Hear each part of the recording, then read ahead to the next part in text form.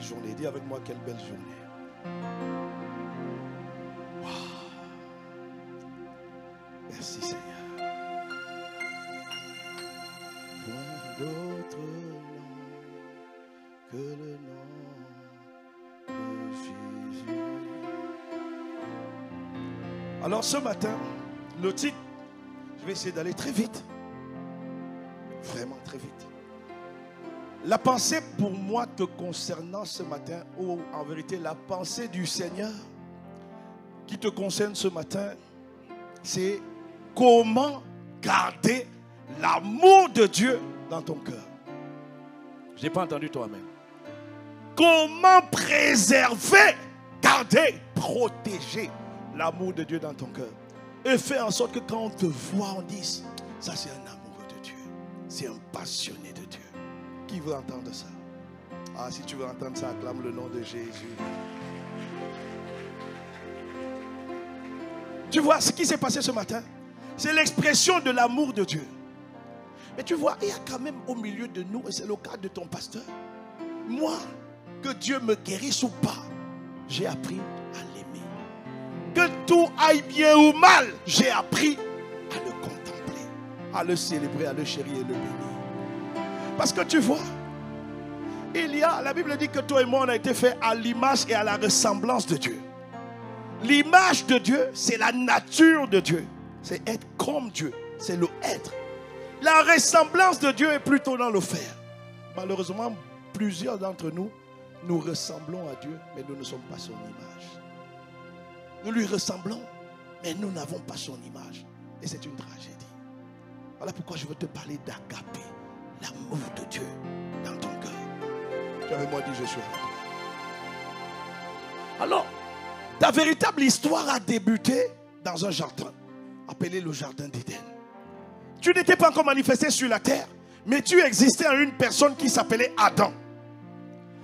Et Adam, un jour, alors que Dieu lui avait dit de ne pas manger de l'arbre de la connaissance du bien et du mal, Adam va quand même désobéir. Cette désobéissance d'Adam aura une portée significative, mais ô combien négative dans le cœur de l'homme. Est-ce qu'on est ensemble? En Adam se trouvait toute l'espèce humaine. Pourquoi je peux te dire ça? Parce que le mot Adam, qui vient de Adama, c'est un nom générique qui renvoie à l'espèce humaine. Adam renvoie en même temps à toute l'espèce humaine, mais aussi au mari de Tata Ève. C'était le chéri coco de Tata Ève. Est-ce qu'on est ensemble? Mais lorsque Adam a péché, la conséquence n'a pas que touché le mari de Ève. La conséquence a touché toute l'espèce humaine. Que tu sois nigérian, congolais, français, italien, américain, blanc, rouge, noir, peu importe, tu es concerné à partir du moment où tu es un humain. Est-ce qu'on est ensemble? Adam qui alors avait un cœur qui était capable de chérir Dieu. Le cœur d'Adam était un cœur capable d'apprécier Dieu. Le cœur d'Adam était un cœur qui ressemblait et était aussi l'image de Dieu. Mais après la chute, Adam va perdre ce cœur. L'espèce humaine va perdre le cœur d'amour, le cœur de paix, le cœur de joie. En fait, ce qui s'est passé, le diable a réussi à cambrioler le cœur d'Adam. Et jusqu'aujourd'hui, tonton Satan, comme j'aime l'appeler, passe le temps à cambrioler le cœur des êtres humains. Dans le but de te priver, de te voler agapé. Et en réalité, quand tu n'es pas né de nouveau, quand tu n'es pas enfant de Dieu, en fait, ce cœur dont je te parle, tu ne l'as pas. Tu ne l'as pas. Oui, on peut acclamer Jésus. Ne laisse jamais quelqu'un t'empêcher. Quand tu acclames, tu acclames, tu acclames. Aïe, aïe, aïe, aïe. Are we together? Are we together this morning? Donc tu vois, toute l'humanité a perdu ce cœur d'amour, ce cœur de compassion, ce cœur de joie, ce cœur de bonté, ce cœur qui refuse la déception, ce cœur qui prend soin des autres, ce cœur qui, l'un ne peut pas avoir un souci et toi, tu es totalement indifférent. Tu as remarqué dans la rue aujourd'hui, Tu as remarqué qu'il y a des gens qui sont assis, qui font la manche, mais les gens passent, ils sont insignifiants, ils ne sont pas concernés, ce n'est pas leur histoire. Est-ce que tu as remarqué ça? Est-ce que quelqu'un a remarqué ça? Tu as remarqué parfois que tu es en voiture, tu as quelqu'un qui fait l'autostop, qui est là comme ça, mais tout le monde continue son chemin, tout le monde continue sa route. Quelqu'un a remarqué ça? L'espèce humaine à la chute a été dotée d'un cœur qui ne glorifie pas Dieu. D'un cœur où il y a la convoitise, d'un cœur où il y a la jalousie, d'un cœur où il y a l'aigreur, d'un cœur où il y a toute forme de convoitise, de bizarrerie. Hier, pendant le séminaire d'orientation, on a parlé du cas d'un jeune en région parisienne qui avait un boulot, mais un jour il entend que son collègue gagne plus que lui. Tout de suite, une forme de cupidité, de jalousie. Il va voir le management, il dit, mais ce n'est pas normal qu'il gagne plus que moi. On lui dit, non, mais écoutez, c'est votre salaire. Il dit, non, c'est pas bon, c'est pas normal. Et il se retrouve à démissionner. Pourquoi? Le cœur a été piqué. Le cœur a été percé. Le cœur ne supporte pas que quelqu'un d'autre puisse avoir plus que lui. Tu vois ce que je veux dire ou pas? Et tu as remarqué que parfois dans nos maisons, nos enfants que nous avons accouchés, tu as donné un bout de pain à X, c'est ton fils, mais Y te regarde. Oui, mais papa, tu as donné à X, tu n'as pas donné à moi. Tu as remarqué ça? Ce que j'essaie de te dire, c'est que le cœur a été cambriolé. Le cœur de l'espèce humaine a été cambriolé. Et le diable a enlevé agapé. Et il a remplacé dans ce cœur l'amour du monde. 1 Jean, chapitre 2, à partir du verset 15. L'apôtre Jean nous dit, n'aimez pas le monde. La régie, soyez réactifs. 1 John chapter 2, from verse 50. N'aimez pas le monde, ni les choses qui sont dans le monde. Si quelqu'un aime le monde, l'amour du Père n'est point en lui. L'apôtre Jean parle ici déjà à des chrétiens. À des chrétiens à qui il dit. Jean est tellement conscient des dégâts de l'amour du monde. Parce que quand, à la chute, le cœur a été cambriolé, qu'est-ce que le diable a inséré? Le diable n'a pas laissé le cœur vide. Non. Le diable a soufflé dans le cœur l'amour du monde. Voilà pourquoi. Laissez le verset à l'écran. Il y a des gens qui sont mariés. On est venu à l'église. Pasteur, je vais épouser Franck. C'est pas toi. Hein? C'est pas toi. C'est pas toi. Acclame le Seigneur. Okay. Parce que Franck est déjà marié. Il faut que quelqu'un dise, j'ai rêvé ce soir qu'on allait dire à l'église que j'ai épousé Franck. Oh, donne un amen à Jésus. Non mais, on a marié des gens.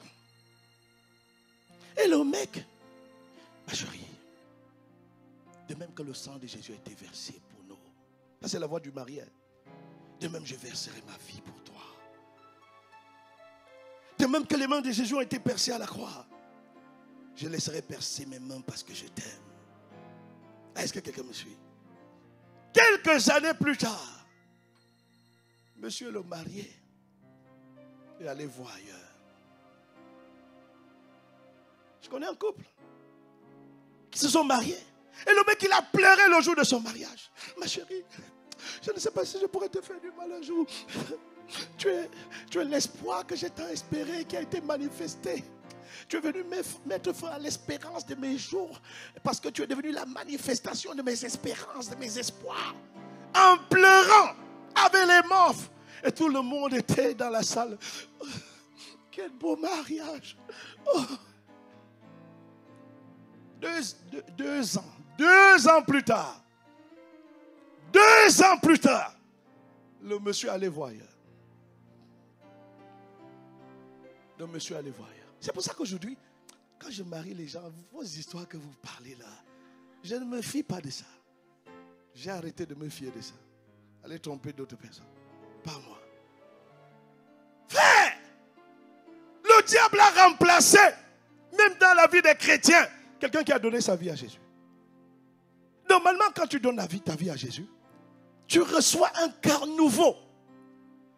Le cœur dont la prophétie a annoncé dans Ézéchiel 36, la régie, la prophétie a annoncé que Dieu allait nous donner la régie, miséricorde. Ézéchiel 36 à partir du verset 26. La prophétie a annoncé, je vous donnerai un cœur nouveau et je mettrai en vous un esprit nouveau. J'ôterai de votre corps le cœur de pierre. C'est-à-dire que quand le jour où quelqu'un accepte le Seigneur Jésus, il y a une chirurgie qui s'opère. Dieu te donne un cœur de chair. Ça veut dire qu'un cœur qui est désormais capable de recevoir l'amour de Dieu. Mais même ce cœur, l'ennemi vient aussi pour le cambrioler. Dans ce cœur neuf, parce que le cœur d'Adam qui était en toi est souillé. C'est un cœur qui sent plus bon. C'est un cœur qui est plein d'amertume, de jalousie.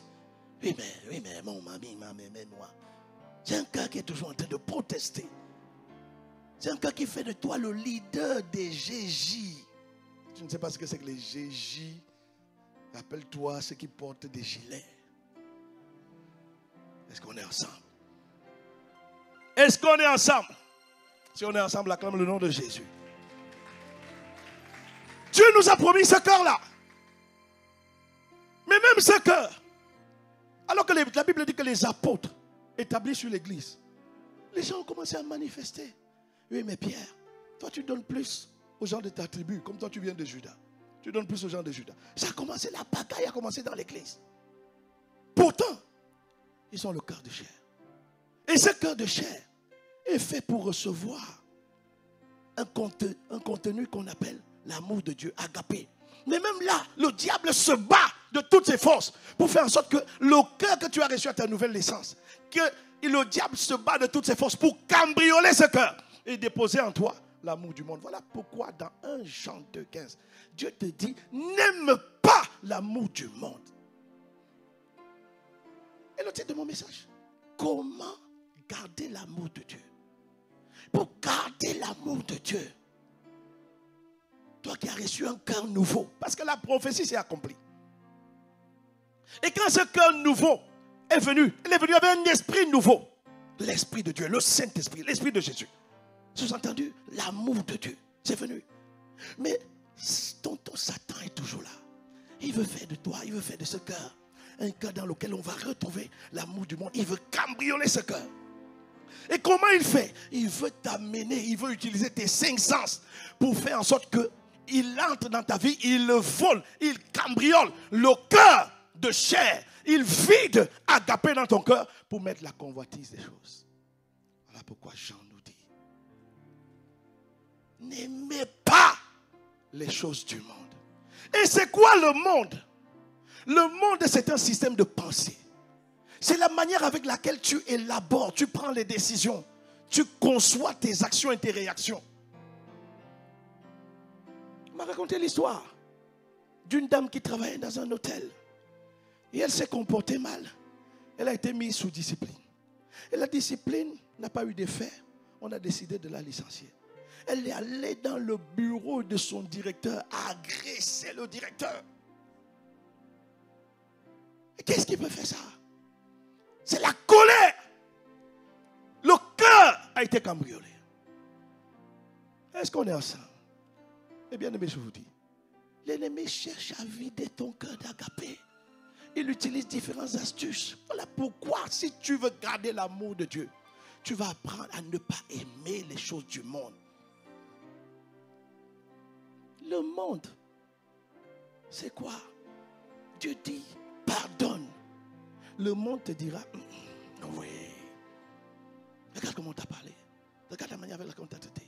Regarde comment on t'a méprisé. Le monde te dira, ne pardonne pas. Absolument pas. Dieu te dira, ne couche pas avant le mariage. Le monde te dira, ouh, t'as vu ses formes? T'as vu quand elle marche? Mets-toi sous tel angle. Tu vois, tu observes. Regarde bien. Le monde t'amènera à convoiter. Le monde fera de toi quelqu'un qui vient à l'église. Personne ne comprend pas pourquoi tu aimes toujours t'asseoir à l'angle gauche. Parce que là, c'est une vue que tu as identifiée. Ça te donne une vision sur ce qui intéresse ta chair. Est-ce qu'on est ensemble? Nous, on vient à l'église adorer Dieu le dimanche, on danse, on célèbre. Toi, tu es toujours assis. Parce que il faut vite que le culte finisse. Toi, tu as ton rendez-vous. Déjà, quand tu arrives, est-ce qu'il est là? Oui, ok. Est-ce qu'elle est là? Ok. Toi, tu n'es pas intéressé. Tout ce qu'on dit là, c'est pasteur, faites vite, faites vite. En plus, je travaille le soir, mais ce qui m'a amené ici, il faut que je gère ça. Est-ce qu'on est ensemble? Le monde t'amènera à avoir ce type de pensée. Alors que Dieu dit, tu ne mentiras point. Le monde va te convaincre, écoute, en fait, ce que Dieu dit là, c'est vrai. Mais, toi-même, imagine que si on t'attrape, tu vois toutes les conséquences. Donc, petit, il faut mentir. Il faut mentir, c'est simple. Est-ce qu'ils étaient même là? Le monde va te convaincre de mentir. Est-ce qu'on est ensemble? Voilà pourquoi il dit, tous ceux qui veulent garder Agapé dans leur cœur. Parce que dans Jean 10, verset 10, la Bible dit que le diable vient pour égorger, pour ruiner, détruire, dérober, cambrioler, voler. Le diable, sa mission, c'est de t'amener à lui ouvrir les portes de ton cœur pour qu'il vole l'amour de Dieu en toi et qu'il mette l'amour du monde en toi. L'amour du monde va t'amener à convoiter. Tu vis dans une chambre, mais le nombre d'habits qu'il y a dans ces chambres-là, ça dépasse les habits de Whitney Houston, de Madonna, de Titi Winans, toutes ces choses-là. Parce que chaque fois que tu sors, tu vois quelqu'un qui s'est habillé. Ah, dernière collection Louis Vuitton. Le compte en banque n'est pourtant pas bien tenu. Mais le monde va te dire, ah non, on ne vit qu'une seule fois. Habille-toi. Habille-toi. N'est-ce pas? Est-ce qu'on est ensemble? Oh, si on est ensemble, acclame le nom de Jésus. Acclame le nom de Jésus. Le monde va t'amener à convoiter tout. Tout et tout. Tu vas sortir avec des calepins sur toi. Tu vas prendre des notes. Ah, dernière rébande. Tu vas écrire. Il faut la dernière rébande. Le monde t'amènera à idolâtrer les choses de cette terre qui sont vanité. Voilà pourquoi il dit, n'aimez pas le monde, le système de pensée du monde. Le système de pensée du monde va t'amener à voir les injustices partout. Partout. Comme l'histoire de mon ami, dont on a parlé à peine. Même si le gars gagne plus que toi, où est le problème? Bon, maintenant, si on inverse les rôles, et que dans ton travail, vous avez le même diplôme, toi, tu gagnes plus que tout le monde. Tu vas venir à l'église. Pasteur, j'ai un témoignage. Oui, mon frère. Alors, frères et sœurs dans le Seigneur, gloire à Dieu. Est-ce que quelqu'un peut imiter le pasteur Narcisse? Gloire à Dieu comme le tonnerre. L'église va dire gloire à Dieu. Témoignage, témoignage. Alors, vraiment, frère, ne négligeons pas ce que Dieu fait dans cette église. Ne négligeons pas ce que Dieu dit par la bouche du serviteur de son serviteur. Les frères et sœurs, je voulais vous dire que dans mon travail, je suis celui qui gagne le plus. Et toute l'église allait dire Alléluia, Amen. Dieu a fait, Dieu a béni, Dieu est glorifié. Tu vois, le monde va t'amener à avoir des diagnostics biaisés, erronés. Tu ne te poses pas la question, et si parmi tes collègues, il y avait aussi un enfant de Dieu? Et que c'est lui que Dieu a béni. Il lui a donné le salaire le plus élevé. Est-ce qu'on est ensemble? Est-ce qu'on est ensemble? Alors l'amour de Dieu va te dire, bénis Dieu pour ton frère. Rends grâce à Dieu pour ce que j'ai fait dans sa vie. Rends grâce à Dieu pour ce que j'ai accompli dans sa vie. Parce que Dieu sait que chaque fois que tu rends grâce pour l'autre, tu es en train d'arroser ta vie. Pourquoi? Il est écrit, l'âme bienfaisante sera rassasiée. L'arroseur sera lui-même arrosé. Dieu le sait. Donc même si ton âme n'aime pas, quand agapé en toi, tu vas te réjouir pour les bienfaits de l'autre. Quelqu'un me suit ou pas? À l'époque, dans cette église, j'avais la plus belle des voitures. Et il fut une époque où quand je garais ma voiture ici, on savait que ne cherchez pas loin. Qu'est-ce qu'il y a? Ne cherchez pas loin. Ça, c'est pour le pasteur. Mais aujourd'hui, Dieu a élevé tellement de gens dans l'église et je bénis Dieu. Oh, je n'ai pas entendu toi, mais j'ai dit je bénis Dieu. J'arrive, je vois les 5008, les ceci, les Tesla, les ouloulou, les ilala. Oh Seigneur, sois loué. Continue à les propulser, continue à les élever, continue à leur faire du bien, continue à les arroser, continue à les étirer. Ça, c'est agapé dans le cœur. Oh, donne-moi un amen comme le tonnerre. Il y a des gens qui ont quitté l'église. Parce que, ah non, je ne peux plus venir parce qu'on m'a humilié. Je ne suis plus celui qui a la plus belle voiture. Et puis quoi? Oh là là, dis avec moi amen. J'ai vraiment voulu simplifier mon message. Et j'atterris là, en te disant, décide de garder l'amour de Dieu dans ton cœur. Le groupe de louange va monter. Amen. Tu vas fermer les yeux avec moi. Purifie mon cœur. Rends-moi aussi pur que l'or et l'argent. Purifie mon cœur.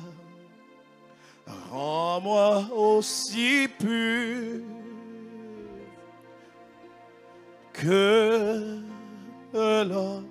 Purifie, tendre Père, ne me laisse pas désirer l'amour du monde.